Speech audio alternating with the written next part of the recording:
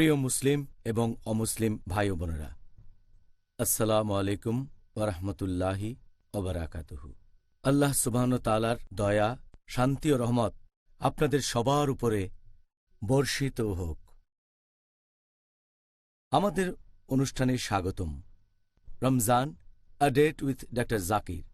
আমি আপনাদের host Yusuf chambers. আর আজকে আমাদের আলোচনার টপিক, যেসব কাজ করলে রোজা ভেঙে যায় আর রোজা অবস্থায় যেসব কাজ করা নিষিদ্ধ।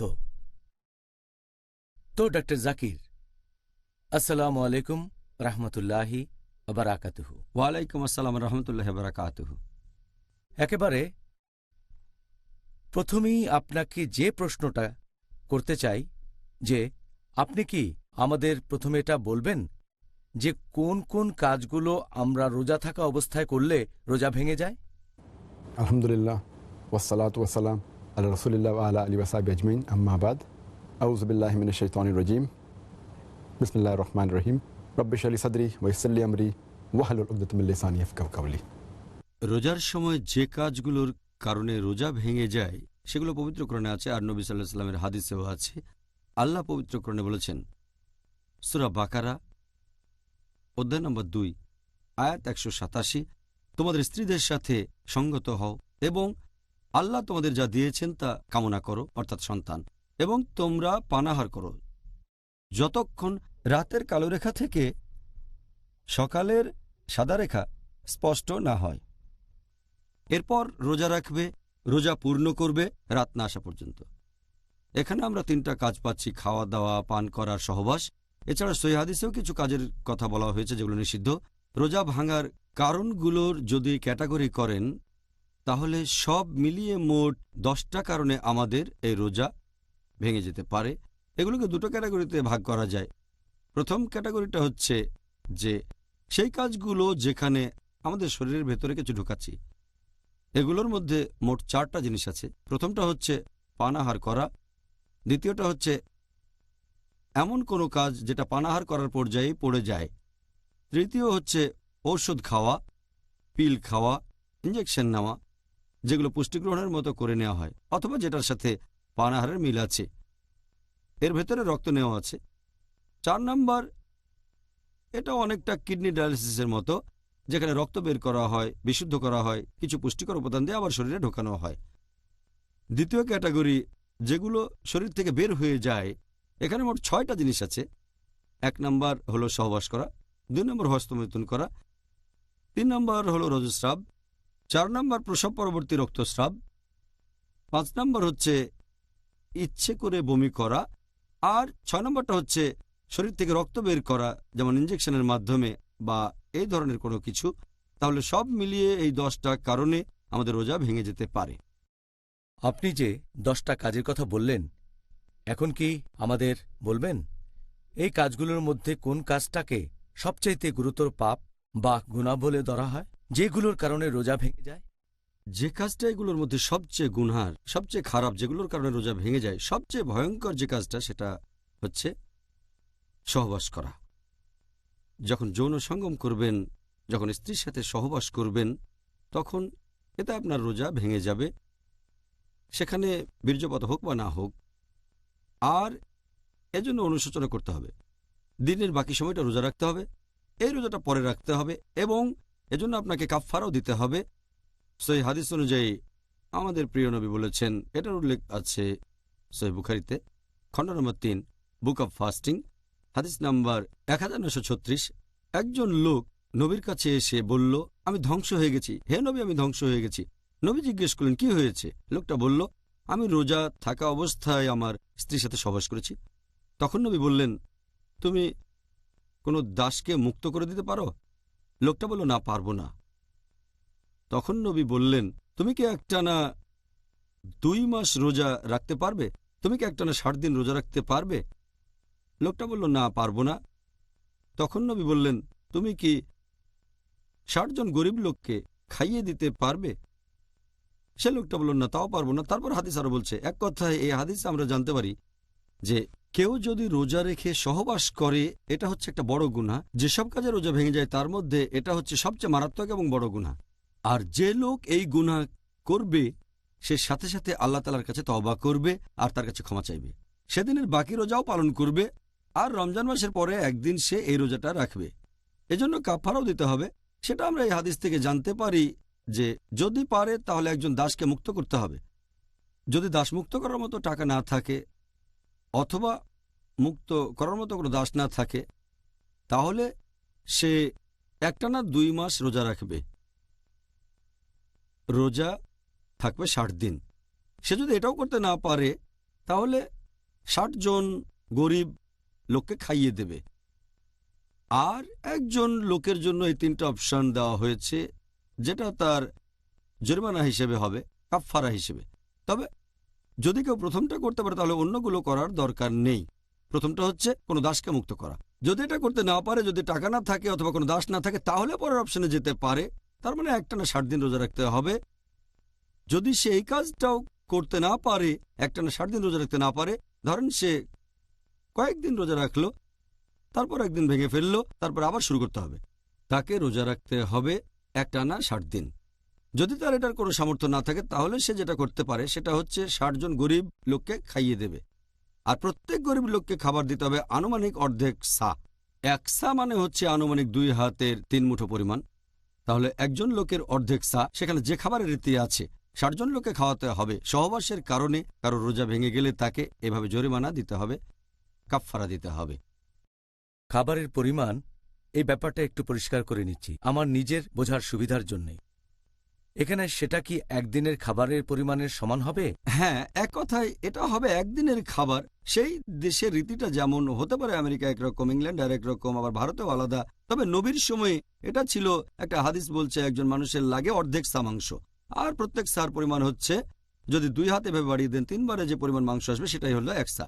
তাহলে 3 মুঠোর অর্ধেক। আরেকটা হাদিস বলছে যে 1 মুদ মাংস, অর্থাৎ হাত বাড়িয়ে দিলে 1 মুঠোয় যে পরিমাণ মাংস ধরবে, এটা করবেন গরিব কোনো লোককে খাইয়ে দিতে চান, তাকে তৃপ্ত করতে যদি চান। তাহলে এক কথায় কাফফারা হিসেবে 60 জন গরিব লোককে খাইয়ে দেবেন আর তাদের খাওয়াবেন সেই দেশের হিসেব অনুযায়ী, কাফফারা হিসেবে এদের খাওয়াবেন। আর যদি আমার এলাকায় কোনো গরিব মানুষকে খুঁজে না পাই, তাহলে কি কাছাকাছি এলাকায় খোঁজ করে দেখব? হ্যাঁ, অবশ্যই। বর্তমানে এটা এমন কঠিন না যে খাওয়ানোর জন্য 60 জন লোক পাওয়া যাবে না। আমি পৃথিবীর এমন কোনো জায়গার কথা শুনিনি যেখানে বিনা পয়সায় খাওয়ানোর জন্য লোক পাওয়া যায় না। এখানে হয়তো আপনি পাবেন না, তবে বাইরে একটু ঘোরাঘুরি করে দেখেন আপনার শহর, আপনার দেশে, তাহলে অবশ্যই পাবেন। আমি আল্লাহর কাছে দোয়া করছি এমন গরিব যেন না থাকে। আমিন, অবশ্যই আমিন। সেদিন আসবে ইনশাআল্লাহ। ইনশাআল্লাহ, ইনশাআল্লাহ। ডাক্তার জাকির, এবারে কি বলবেন যে দ্বিতীয় সর্বোচ্চ গুরুতর পাপ কাজটা কি, যেটার কারণে রমজান মাসে রোজা ভেঙে যায়? রোজা ভাঙার ক্ষেত্রে দ্বিতীয় মারাত্মক যেটা রোজাকে বাতিল করে দেয় সেটা হস্তমৈথুন। এটা আমরা আমাদের নবীর একটা হাদিস থেকে জানতে পারি। এটার উল্লেখ আছে সহিহ বুখারীতে, খণ্ড নম্বর 3, বুক অব ফাস্টিং, হাদিস নাম্বার 1894। আমাদের নবী বলেছেন যে আল্লাহ সুবহানাহু ওয়া তাআলা বলেছেন যে আদম সন্তানেরা যেসব কাজ করে সেগুলো নিজের জন্য, শুধু রোজা বাদে, রোজা আমার জন্য, আমি তাকে পুরস্কার দেব। এরপর আরো বলা হয়েছে যে যে লোক বিরত থাকে, সংযত থাকে খাওয়া থেকে, পানীয় থেকে আর তার আকাঙ্ক্ষা থেকে আমার খাতিরে, আল্লাহ বলেছেন যে বিরত থাকে পানাহার এবং নিজস্ব আকাঙ্ক্ষা থেকে আমার খাতিরে। এই আকাঙ্ক্ষা আপনারাও বুঝতে পারছেন, এর মধ্যে হস্তমৈথুনও আছে। তাহলে কেউ যদি হস্তমৈথুন করে বা বীর্যস্খলন করে, যদি স্ত্রী সংস্পর্শে এসে উত্তেজিত হয়ে পড়ে অথবা অন্য কোনো কারণে কোনো মহিলাকে দেখে তার বীর্যস্খলন হয়, তখন তার রোজা বাতিল হয়ে যাবে। সে আল্লাহ তাআলার কাছে তওবা করবে, বাকি সময়টা রোজা রাখবে। আর রমজান মাস শেষ হয়ে গেলে এই রোজাটা তাকে আবারও রাখতে হবে। তবে এখানে কাফফারা দিতে হবে না, জরিমানা দিতে হবে না। কাফফারা দিতে হবে শুধু সহবাসের ক্ষেত্রে। যেহেতু এখানে সহবাস করেনি তাই কাফফারা দিতে হবে না। অনুশোচনা করে বাকি সময়টা রোজা রাখবে, পরে আবার রোজা রাখবে।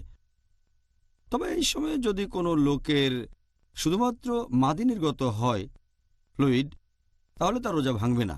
একই ব্যাপার প্রোস্টেটিক ফ্লুইডের ব্যাপারে। মাদি, যদি এই মাদি বের হয়, মানে প্রস্রাবের পরে যে ফ্লুইড বের হয়, তাহলে তার রোজা ভাঙবে না। এরকম হলে তাকে শুধু গোপনাঙ্গ ধুয়ে ফেলতে হবে, ওযু করতে হবে, তার রোজাটা ভেঙে যাবে না, সে পুরো সময়টা রোজা থাকতে পারবে। আমার মনে হয় এই ব্যাপারটা জানা পশ্চিমা দেশের অনেকের জন্যই খুব উপকারী হবে। আল্লাহ আমাদের রক্ষা করুন, আমরা যেন আমিন। আকাঙ্ক্ষাকে নিয়ন্ত্রণ করতে পারি ইনশাআল্লাহ। এই প্রশ্নটা প্রথমবার শুনে অনেক সহজ মনে হলেও আসলে কিন্তু সেরকম নয়। কোনো কিছু খেলে বা পান করলে কি রোজা ভেঙে যাবে? এটাকে কি গুরুতর পাপ বলে ধরা যেতে পারে? রোজা রেখে যদি ইচ্ছাকৃতভাবে পানাহার করেন তাহলে সেটা বড় গুনাহ। রোজা রেখে কেউ ইচ্ছাকৃতভাবে খাওয়া দাওয়া করলে সেটা একটা বড় গুনাহ। তখন তাকে আল্লাহ তাআলার কাছে তওবা করতে হবে, আর রমজানের পরে জরিমানা হিসেবে তাকে রোজাটা রাখতে হবে। যদি এই খাবারটা মুখ দিয়ে নেওয়া হয় তাহলে রোজা ভেঙে যাবে, অথবা যদি নাক দিয়ে কোনো লিকুইড ভেতরে যায় তাহলেও রোজাটা তার ভেঙে যাবে। নবী সাল্লাল্লাহু আলাইহি ওয়াসাল্লামের একটা হাদিসে কথা বলছে, এটার উল্লেখ আছে সুনান আবু দাউদ খণ্ড নম্বর 2 বুক অব ফাস্টিং হাদিস নাম্বার 2360। আমাদের নবী বলেছেন যে তোমরা যখন অজু করবে তখন নাকের ভেতরে বেশি পরিমাণে পানি নেবে, শুধু রোজার সময়টা বাদে। এ থেকেই বুঝতে পারছি নাকে বেশি পানি দেওয়া হলে যদি গলায় চলে যায় তারপর চলে যায় পেটে তাহলে রোজাটা ভেঙে যাবে। তাহলে নাক দিয়ে কোনো লিকুইড ভেতরে ঢুকলে সেটা পেটে চলে যাবে গলার ভেতর দিয়ে, এরকম হলেও রোজা ভেঙে যাবে। তবে কেউ যদি অনিচ্ছাকৃতভাবে পানাহার করে, ভুলে খাওয়া দাওয়া করে, তার রোজা ভাঙবে না। আর রমজান মাসের প্রথম দিকে এই ভুলটা অনেকেই করে ফেলে। লোকজন অনেক সময় ভুল করে পানি খেয়ে ফেলে, আবার খাবারও খেয়ে ফেলে। তাহলে প্রথম কয়েকটা দিন লোকজনের এরকম হতে পারে যে মনের ভুলে খাবার খেয়ে ফেললো অথবা হয়তো পানিও খেয়ে ফেললো। এখন কেউ অনিচ্ছাকৃতভাবে অথবা ধরুন ভুলে গিয়ে যদি কিছু খায় বা পান করে তার রোজা ভাঙবে না। আমাদের নবীর একটা সহিহ হাদিস এই কথা বলছে, এটার উল্লেখ করা হয়েছে সহিহ বুখারীতে খণ্ড নম্বর 3 বুক অব ফাস্টিং হাদিস নম্বর 1933। আমাদের প্রিয় নবী বলেছেন যে যদি কোনো লোক অনিচ্ছাকৃতভাবে পানাহার করে সে রোজাটা সম্পূর্ণ করবে। সে যা খেয়েছে বা পান করেছে সেটা আল্লাহ তাআলার তরফ থেকে। আমাদের নবী মুহাম্মদ সাল্লাল্লাহু আলাইহি ওয়াসাল্লাম আরও বলেছেন, এটার উল্লেখ আছে ইবনে মাজাহ খণ্ড নম্বর 3 হাদিস নাম্বার 2043 এছাড়াও 2045। আমাদের প্রিয় নবী বলেছেন যে আল্লাহ সুবহানাহু ওয়া তাআলা আমার উম্মাকে ক্ষমা করে দেবেন যদি তারা ভুলে যায়, ভুল করে, অথবা যদি জোর করে কিছু করানো হয়। যদি কেউ ভুল করে কিছু করে বা মনে না থাকে অথবা নিরুপায় হয়ে, আল্লাহ তাকে ক্ষমা করবেন। শুধু ইচ্ছাকৃতভাবে খাওয়া দাওয়া করলেই রোজা ভেঙে যাবে, আর সেটা বড় গুনাহ। আল্লাহ আমাদের অনেক দয়া করেছেন, আলহামদুলিল্লাহ।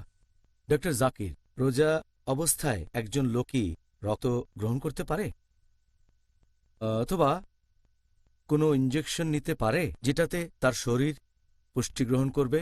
এটার কি অনুমতি আছে? শরীরে রক্ত নেয়ার কথা যদি বলেন, এই কাজটা পুষ্টিগ্রহণের ক্যাটাগরিতেই পড়বে। এখানে শরীরের ভেতরে রক্ত প্রবেশ করানো হয়, এজন্য এটাকে পুষ্টিগ্রহণের ক্যাটাগরিতে ধরা হয়। এটা তো অনেকটা খাবারের মতোই, কারণ খাবারটা প্রথমে পাকস্থলীতে যায়, তারপর রক্তে মিশে উপাদানগুলো রক্তের সাথে মিশে যায়। তাহলে শরীরে রক্ত প্রবেশ করাতে গেলে সেটাকে খাবার বা পানীয় গ্রহণ করার মতো বলে ধরে নেওয়া হয়, এতে রোজা ভেঙে যায়। একইভাবে যদি নাকের মাধ্যমে রাইস টিউব দিয়ে খাবার দেন তাহলে রোজা ভেঙে যাবে। এভাবে কিছু খাওয়ানো হলে রোজা ভেঙে যাবে। অথবা যদি ইনজেকশন নেন, এটা অনেকটা পুষ্টি গ্রহণের মতো, এক্ষেত্রেও তার রোজা ভেঙে যাবে। এমনকি কিডনি ডায়ালিসিস, এ ব্যাপারে আগে বলেছি যে আপনি কিডনি থেকে রক্ত নিলেন, সেটা বিশুদ্ধ করে তাতে বিভিন্ন উপাদান মেশালেন, তারপর রক্ত শরীরে প্রবেশ করালেন, এমন হলেও রোজা ভেঙে যাবে। যে কোনো ধরনের ইনজেকশন হোক ভেইনে অথবা হোক মাসলে অথবা অন্য কোথাও, পুষ্টি গ্রহণের কিছু না থাকলে ঠিক আছে, কিন্তু পুষ্টি গ্রহণের মতো কিছু থাকলে রোজা ভেঙে যাবে।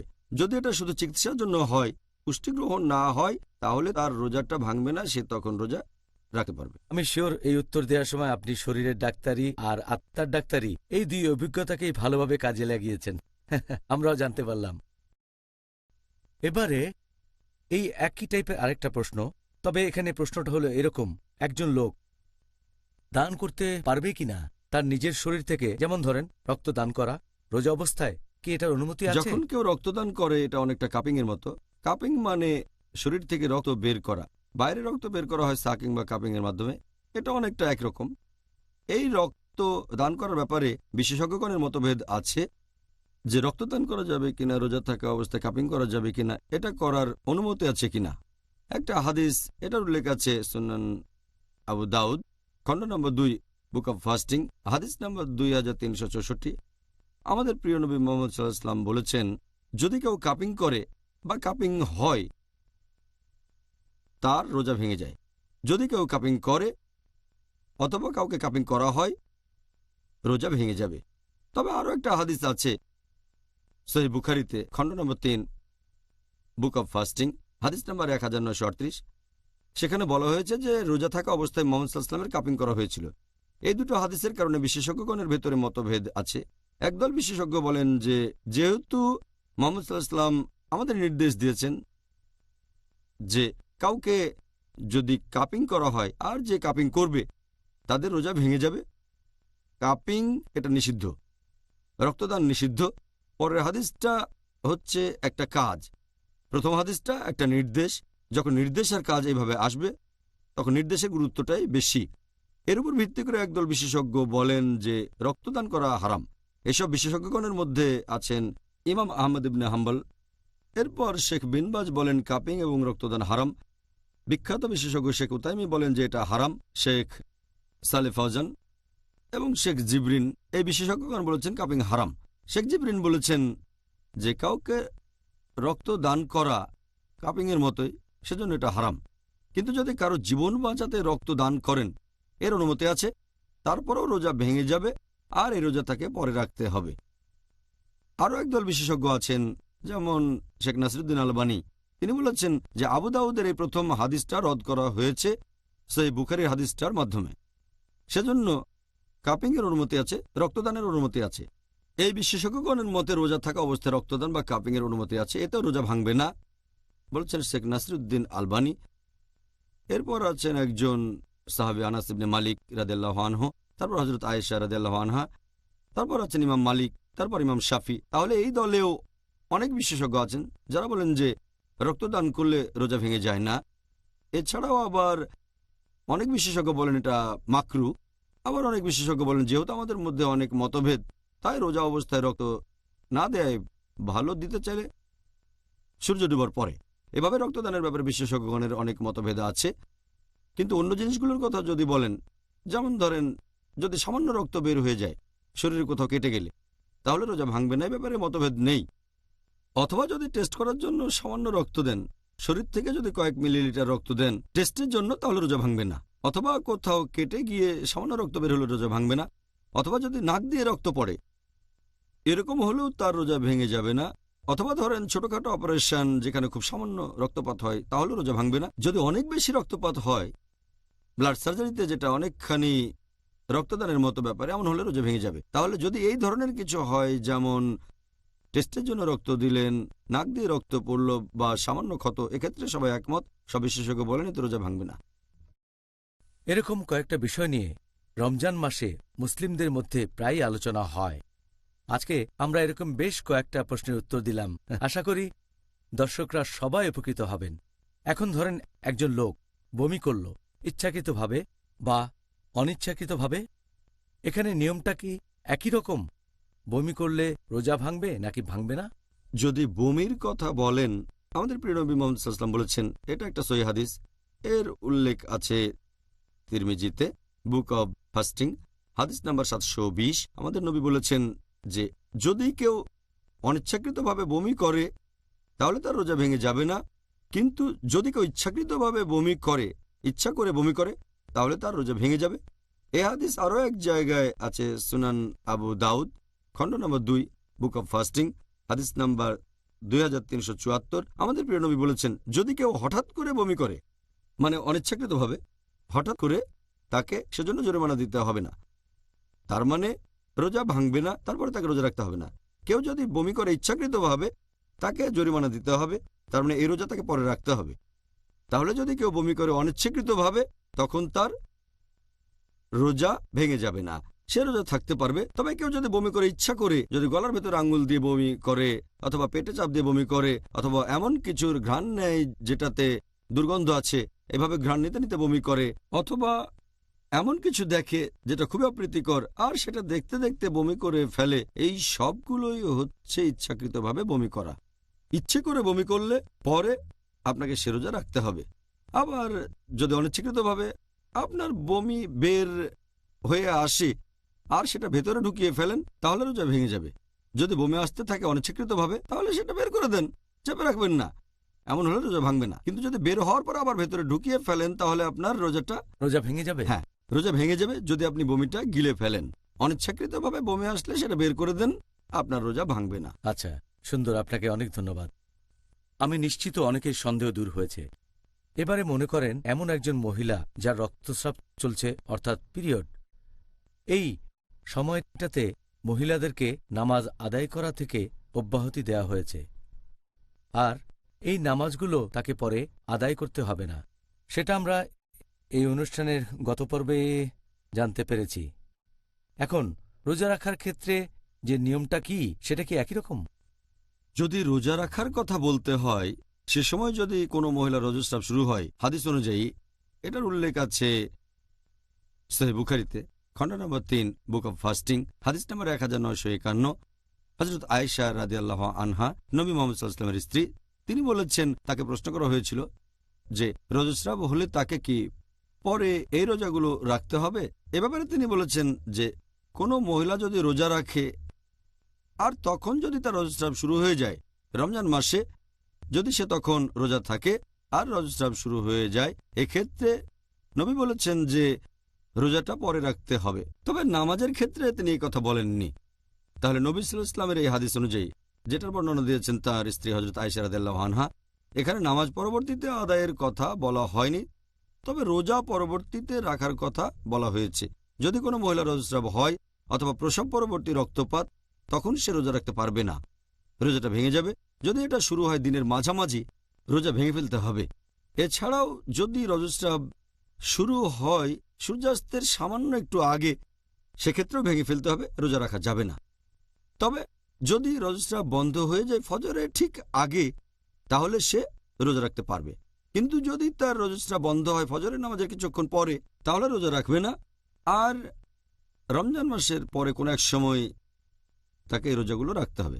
মহিলাদের রজস্রাব বা প্রসব পরবর্তী রক্তস্রাব হলে রোজা ভেঙে যায়। এটার কারণ হচ্ছে সে সময় শরীর থেকে অনেক রক্ত বেরিয়ে যায়, আর আল্লাহ সুবহানাহু ওয়া তাআলা কারো উপরেই বেশি বোঝা চাপাতে চান না।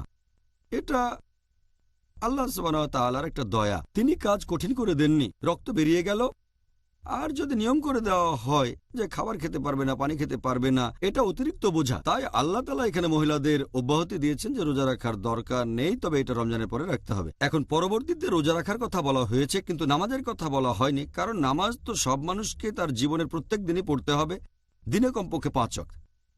তাহলে সেই মহিলা যদি নামাজ মিস করে, হতে পারে 5 দিন, 6 দিন, 7 দিন, এভাবে, এগুলো সে কখন পড়বে? কারণ প্রত্যেক দিনই তো সে কমপক্ষে 5 ওয়াক্ত নামাজ পড়ছে। আর রোজা রাখাটা ফরজ শুধু রমজান মাসে। সেই মহিলা যদি রমজানের 7 দিন রোজা রাখতে না পারে, রমজান শেষ হলে কাফফারা হিসেবে তাকে এই রোজাগুলো রাখতে হবে। তাই আমার মনে হয়, আমার মত অনুযায়ী, এ কারণে আল্লাহ সুবহানাহু ওয়া তাআলা এবং আমাদের নবী মুহাম্মদ সাল্লাল্লাহু আলাইহি ওয়াসাল্লাম বলেছেন, মহিলারা রজস্রাবের সময় নামাজ মিস করলে সেটা পরবর্তীতে পড়া লাগবে না, তবে রমজান মাসে যদি মিস করে তাহলে পরে রোজা রাখতে হবে। সুন্দর, আশা করি সবার কাছে এই ব্যাপারটা পরিষ্কার হয়েছে। তাহলে ডক্টর জাকির, অনুষ্ঠানের এই পর্যায়ে আমরা এখন দর্শকদের পাঠানো প্রশ্নগুলোর উত্তর দিতে পারি। আর পিস টিভির দর্শকদের কাছ থেকে আমরা হাজার হাজার চিঠি পেয়েছি অনুষ্ঠানের টপিক অনুযায়ী। এখন আপনাকে এখান থেকে বেশ কয়েকটা প্রশ্ন করতে চাই। ইনশাআল্লাহ, আমিও খুশি হব। তো ডক্টর জাকির, দর্শকদের পাঠানো প্রথম প্রশ্নটা হচ্ছে যে ধরেন একজন লোক সেহরির পরে যদি তখন অনিচ্ছাকৃতভাবে কোনো খাবারের কণা আটকে থাকে তার দাঁতের ফাঁকে, আর তারপর যেহেতু আমাদের মুখের ভেতরে লালা আছে, তাই আমরা প্রায় ঢোক গিলি, ধরেন সেই খাদ্যকণা গলা দিয়ে নিচে নেমে গেল, চলে গেল পাকস্থলিতে, ঠিক আছে, ধরেন সেই খাদ্যকণাটা সে গিলে ফেলল। এখন এই অবস্থায় পড়লে তার রোজা কি ভেঙে যাবে নাকি ভাঙবে না? আর এর সাথে আমরা আরও একটা বিষয় জানতে চাই, যদি কেউ নিজের লালা বা মিউকাস গিলে ফেলে, সেক্ষেত্রে তাকে কি করতে হবে? অনেক সময় দেখা যায় এরকম হতে পারে যে খাবারের কণা দাঁতের ফাঁকে আটকে গেছে, হতে পারে সাহারি খাওয়ার সময়। এখন দাঁতের ফাঁকে আটকে থাকা খাবার পেটে চলে গেল, কিন্তু সে লোক টের পেল না, আর যদি না বুঝে খাবারটা গিলে ফেলে, তার রোজা ভাঙবে না। তবে যদি খাবারের কণাটা বড় হয়, ওই ব্যক্তি টের পেয়ে গেলে বের করে ফেলে দিতে হবে। আর অনিচ্ছাকৃতভাবে যদি সেই খাবারের কণা তার পেটের ভেতরে চলে যায়, তাহলে আল্লাহ ক্ষমা করে দেবেন, রোজা বাতিল হয়ে যাবে না। কিন্তু যদি টের পান আর ইচ্ছাকৃতভাবে গিলে ফেলেন, তাহলে রোজা ভেঙে যাবে। অনিচ্ছাকৃতভাবে হলে রোজা ভাঙবে না। যদি আপনি টের পান যে দাঁতের ফাঁকে খাবারের কণা আটকে আছে, বের করে ফেলে দেবেন।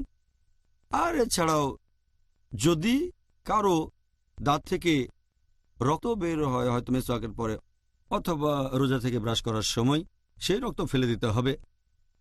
অনিচ্ছাকৃতভাবে যদি রক্ত পেটে চলে যায়, আল্লাহ আপনাকে ক্ষমা করে দেবেন, তবে ইচ্ছাকৃতভাবে গিলে ফেলবেন না। এবার আপনার দ্বিতীয় প্রশ্নের অংশটা নিয়ে বলি। তার মানে মিউকাসের ব্যাপারে মাথা থেকে আসতে পারে প্যারানেজাল সাইনাস দিয়ে, অথবা নাক দিয়ে, অথবা গলা খাকারি দিলে মুখের ভেতরে যে লালা চলে আসে, সেটা যদি গলার ভেতরে পাকস্থলিতে চলে যায়, মুখের সামনে আসে না, এটা খুবই স্বাভাবিক ব্যাপার। অনেক মানুষেরই এমন হয়, মিউকাস বা লালা গলার ভেতরে আটকে থাকে, তারপর কোনো এক সময় পাকস্থলিতে চলে যায়। এতে কোনো সমস্যা নেই, এতে রোজা ভেঙে যায় না, কারণ এটা ন্যাচারাল প্রসেস।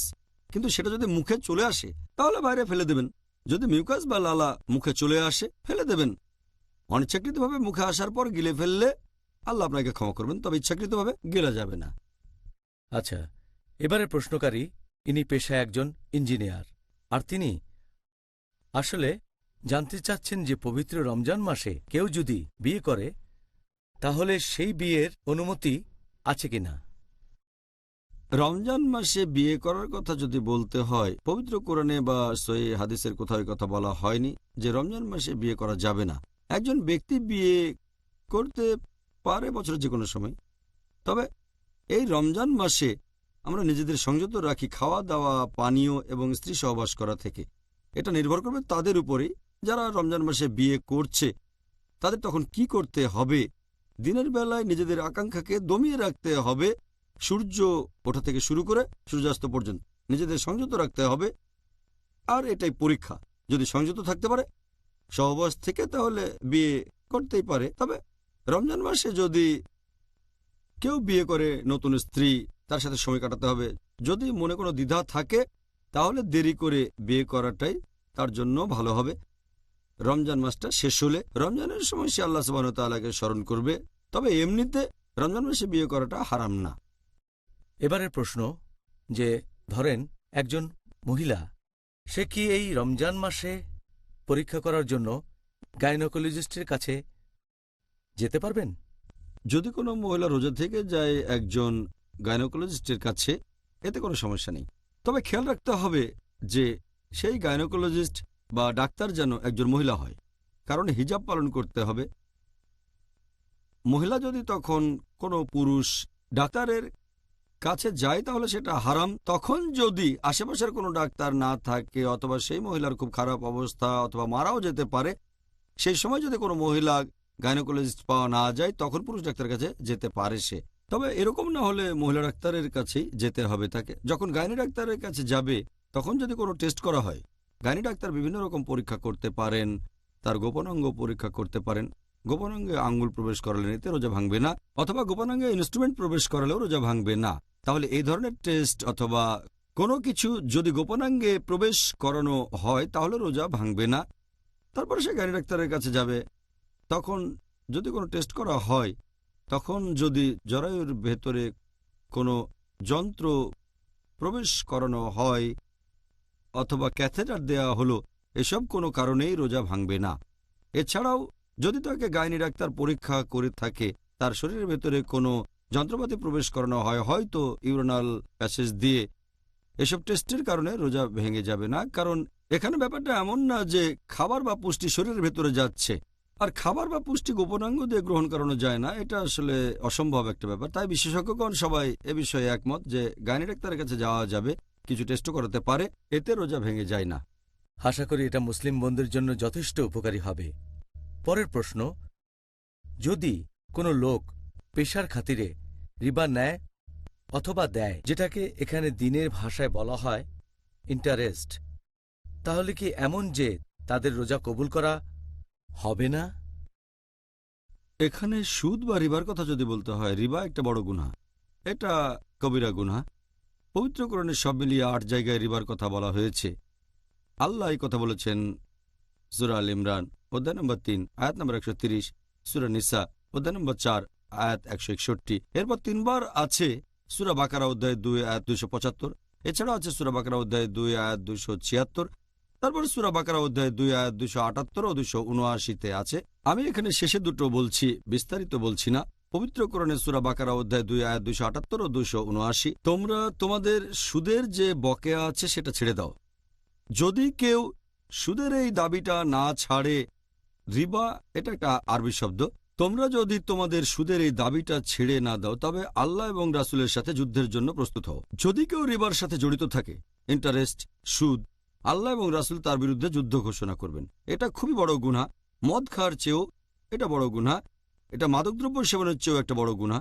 কারণ যদি মদ খান, মাদকদ্রব্য নেন, শুকর মাংস খান, এগুলো বড় গুনাহ, কিন্তু এর জন্য আল্লাহ এবং রাসূল যুদ্ধ ঘোষণা করবেন না। যদি রিবার মধ্যে জড়িয়ে পড়েন, সুদ নেন বা সুদ দেন, সুদ দেয়া বা সুদ নেয়া, এ দুটোই বড় গুনাহ। যদি কেউ রিবায় জড়িত থাকে, এমনিতে এতে তার রোজা ভেঙে যাবে না। কারণ রোজা ভাঙা যে কারণগুলোর কথা বলেছি সব মিলিয়ে 10টার কথা, এর মধ্যে রিবা নেই, তবে বড় গুনাহ এটা। রিবা থেকে নিজেদের বিরত রাখবো, বিশেষ করে এই রমজান মাসে, কারণ এটা হলো ক্ষমার মাস, আশীর্বাদের মাস। এতে করে আপনার পুরস্কার শুধু কমে যাবে, তবে রিবার কারণে আপনার রোজা ভেঙে যাবে না, রোজা বাতিল হয়ে যাবে না, কিন্তু তার পুরস্কার কমে যাবে। আমাদের নবী মুহাম্মদ সাল্লাল্লাহু আলাইহি সাল্লাম বলেছেন, এটা আছে সহিহ বুখারীতে খণ্ড নম্বর 3 বুক অব ফাস্টিং হাদিস নম্বর 1903। আমাদের প্রিয় নবী বলেছেন, কেউ যদি মিথ্যে কাজ আর মিথ্যে কথা থেকে বিরত না থাকে, তাহলে তার পানাহার থেকে বিরত থাকাতে আল্লাহর কোনো প্রয়োজন নেই। যদি কোনো মানুষ বিরত না থাকে খারাপ কাজ থেকে, গুনার কাজ থেকে, হারাম কাজ থেকে, তার পানাহার থেকে বিরত থাকায় আল্লাহর কোনো প্রয়োজন নেই। রিবার সাথে জড়িত থাকলে তার রোজা থাকার পুরস্কার কমে যাবে, হয়তোবা সে কোনো পুরস্কার নাও পেতে পারে। সুবহানাল্লাহ, ব্যাপারটা বেশ সিরিয়াস, তাই না? আর আমরা জানি যে দুর্ভাগ্যজনকভাবে অনেক মানুষ মনে করে যে এই ইন্টারেস্ট বা রিবা তাদের একটা অর্থনৈতিক নিরাপত্তা দিচ্ছে। দোয়া করি আল্লাহ যেন আমাদের রক্ষা করেন। তাহলে ভাই ও বোনেরা, ইনশাল্লাহ দেখা